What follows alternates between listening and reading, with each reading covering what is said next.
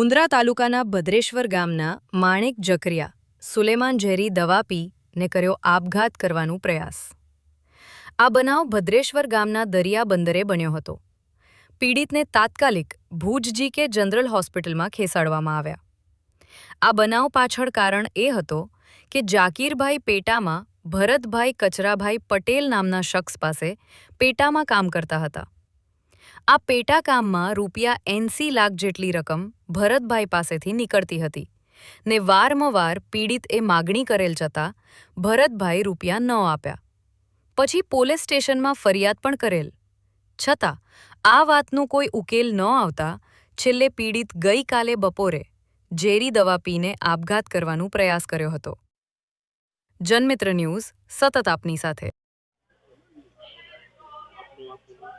મારું નામ માણેક જકરિયા સુલેમાન, હું કચ્છ જિલ્લા માછીમાર એસોસિએશનનો પ્રમુખ છું અને ભદ્રેશ્વરનું રહેવાનું છું। સાહેબ, જે અત્યારે મેં દવા પીધી અને સત્ય હકીકત જે ઘટના થઈ છે હમણાં એમાં મેન સૂત્રધાર છે ભરતભાઈ કચરાભાઈ પટેલ, જે અમદાવાદ રહે છે।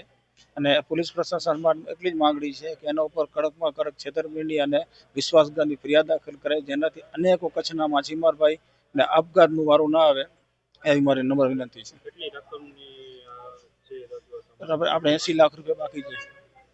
અમે 2 કરોડ 80 લાખનું કામ કર્યું। 2 કરોડ રૂપિયા અમને આપ્યા છે, 80 લાખ રૂપિયાથી બાકી છે અમારા।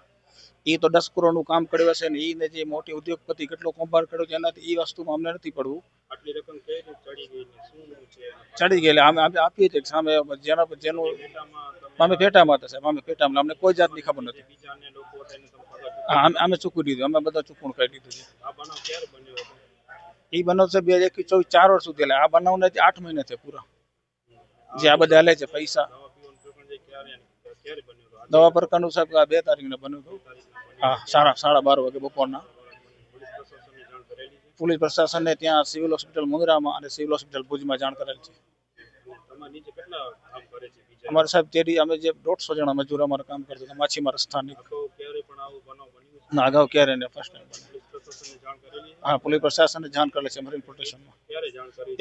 આપણે જાણ 6/11 કરી હતી, અરજી આપી હતી અને 31 ડિસેમ્બરના આપણે નિવેદન આપી આવ્યા છીએ।